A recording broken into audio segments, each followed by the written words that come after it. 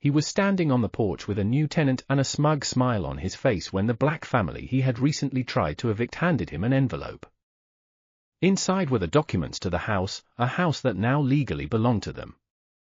His face went pale, his hands began to tremble, and he grabbed the railing for support as he heard the words, "You no longer own this land. This is our home now." But what he didn't know was that the most humiliating part was still to come, a court summons from the very people he believed didn't belong there. But let's start from the very beginning. Redfield, Georgia. A quiet spring morning. Just a few passers-by and the rustling of trees outside, everything in this neighborhood moved in a slow, deliberate rhythm. Sunlight danced across the pastel-painted facades of neatly kept homes. The scene looked like a postcard, perfectly trimmed lawns, white mailboxes, flags fluttering on porches. A black SUV slowly turned off the highway onto Flint Street and came to a stop in front of one of those homes. 3 people got out, a tall, slender woman with smooth hair neatly pulled into a bun, a man in glasses with a tired but satisfied look on his face, and a small girl clutching a teddy bear. They were Danielle and Michael Harrison, with their daughter Lila. They looked like they weren't just moving into a new house, they were stepping into a new life. Danielle smiled as she held a ring of keys. Michael peeked inside first, picked up a box labeled kitchen, and said, "Smells like hope." Danielle chuckled. "Of fresh paint." They unpacked the boxes, opened the windows, and Lila ran upstairs to choose her room. Laughter. Lightness. The feeling that everything was finally going to be okay. At least, that's how it felt to them. The next morning, an old white Toyota pulled up to the house. The door creaked open, and a man slowly stepped out, gray cardigan, baseball cap, tight-lipped expression. This was Stanley Pratt, the homeowner. 67 years old. A veteran, a staunch conservative, born and raised in this neighborhood. He didn't glance around, his eyes went straight to Lila's bike on the porch. He walked up the steps, no knock, no warning. Danielle opened the door first, in a robe, hair tousled, a mug of tea in her hands. He looked at her like she was a glitch in the system. "Excuse me, you are Danielle Harrison. We're renting this house, everything's in order, here." She reached for a folder, the lease, the check. But he cut her off without even looking at the papers. "You must have the wrong address." She froze. "Excuse me? This neighborhood." "It's not for you," he said, his voice cold, his expression stone. Only the tone betrayed his contempt. At that moment, Michael appeared from the kitchen, stepping beside his wife. Lila joined them, curiosity in her eyes. A family standing in the doorway. United.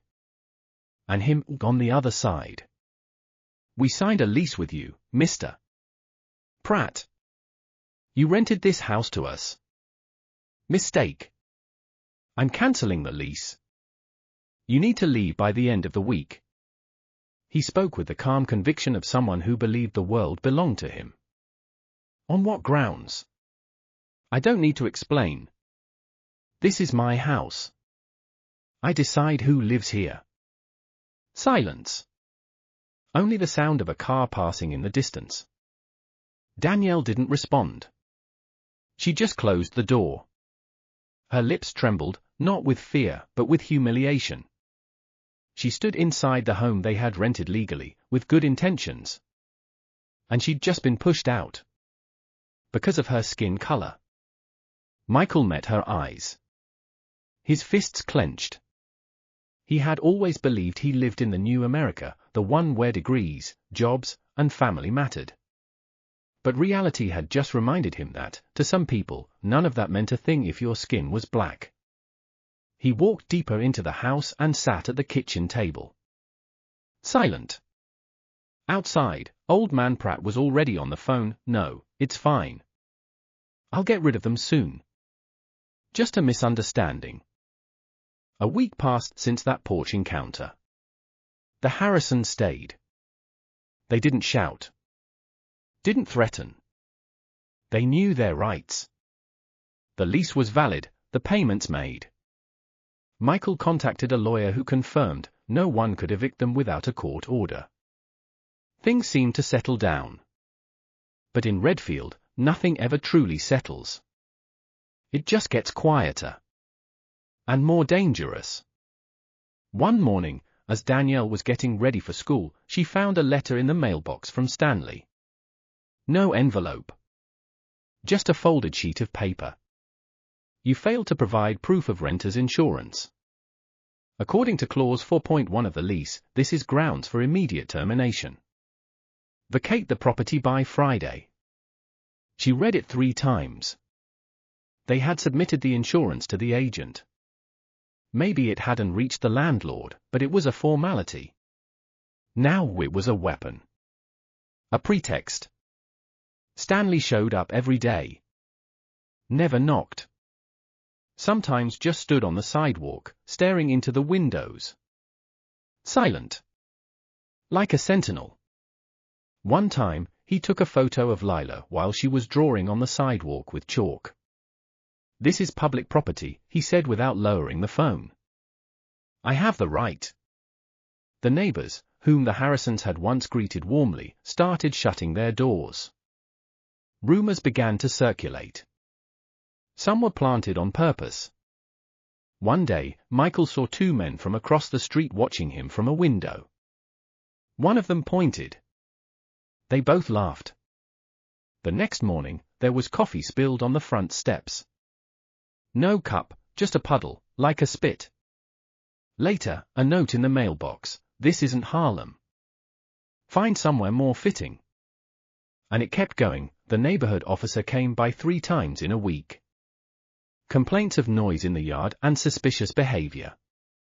Michael's car window was scratched with a key. Friday morning, someone ripped the mailbox off and filled it with dirt. Michael silently started recording. His phone was always within reach. Every time someone approached the house, he hit record. Not to post online. To protect his truth. His videos had no words, just stares, gestures, tone. Sometimes, the silence, where you could hear fear. One night, already in pajamas, he watched a video of Pratt standing near a neighbor's fence, saying to someone, "Trust me, they won't last. I'll force them out." Danielle kept strong. She always had. At school, she taught kids to talk about feelings, to be brave, to respect themselves. But at night, after Lila fell asleep, she would bury her face in a pillow. And cry quietly. So Michael wouldn't hear. So he wouldn't hurt more. But he knew. He felt it. And that only made the anger grow. One evening, as they sat down to dinner, Lila asked, "Mom, why is that old man so mean?" "We didn't do anything to him." Danielle froze. A lump in her throat. No words came. She just hugged her daughter and whispered, because some people are afraid of what they don't understand. This house had become a cage. Spacious, cozy, with a garden, but still a cage. Every step, watched. Every morning, a challenge. They weren't just unwanted. They were being pushed out. One evening, over a cup of cold coffee, Michael sat at the kitchen table with his laptop. He was browsing public property records for the county. What started as a simple attempt to understand how far Stanley Pratt could go, what connections, resources, and leverage he had, suddenly took a turn. That's when he saw it. A reverse mortgage. The house they were living in wasn't technically Pratt's anymore. He had long taken out a loan against its value, and the interest had crept up to a critical level. The bank had started foreclosure proceedings. The property was about to be auctioned off. "Danielle," he called quietly, but with steel in his voice. "I have an idea." They weren't out for revenge. They wanted justice. And justice, they knew, often comes with a price. So they decided to pay it. Through a realtor friend in Atlanta, Michael arranged to participate in the auction. not under his own name. Everything was airtight, a proxy buyer, no links to the Harrisons, no traceable ties. Pratt had no clue. On the scheduled day, the house sold at a reduced price. The market spoke for itself, an old neighborhood, a fixer-upper, and most importantly, no one wanted a home marked by trouble. Except Michael. 3 days later, the paperwork was finalized. New owner, Danielle Harrison. She signed without a tremble. The bank's attorney shook her hand. Congratulations on your purchase. Smart investment. She just nodded. It's more than an investment. Exactly 1 week later, on a Saturday, a black Lincoln pulled up to the house. Stanley Pratt stepped out, wearing a blazer, carrying a notepad, and looking self-assured. Beside him stood a young white man in a business suit, a real estate agent. Stanley climbed the steps confidently, still believing he was in charge. Then he stopped cold. On the porch stood Michael and Danielle. She held a white envelope. "What are you doing on the porch?" he snapped. "You have no right to be here." Danielle stepped forward and handed him the envelope. "Stanley, as of today, you are standing on land you no longer own. This is our home now." He glanced between her, Michael, the papers, and the realtor. "What is this nonsense? This is illegal." "I never sold," Michael answered calmly but firmly. "You didn't have to. The system you trusted so much did it for you." Stanley yanked the documents out of the envelope and scanned them, then froze at the signature. "The seal. This is fake." It's all legal," Danielle interrupted. "You can take it to court, but I wouldn't waste the time. You'll lose." His face turned crimson. He staggered slightly, gripping the railing. "You have no right." "We have every right. The deed, the land, the house. And something else, Stanley. We have dignity. Something you lost a long time ago." He stood there, breathing heavily, fists clenched. The realtor took a step back. It was clear, the deal was dead. The old man who once thought he could evict anyone at will now stood outside a house that no longer belonged to him. Michael stepped forward. Not threateningly, just confidently. "And a word of advice, Stanley. Don't knock on this door again unless you've got a warrant." It wasn't just a blow. It was a response. Quiet. Lawful. Grown up. And it carried more fury than any shout ever could. 2 weeks had passed since that morning when Pratt, jaw clenched, walked away from the porch of the house he no longer owned. He didn't offer congratulations. Didn't acknowledge defeat.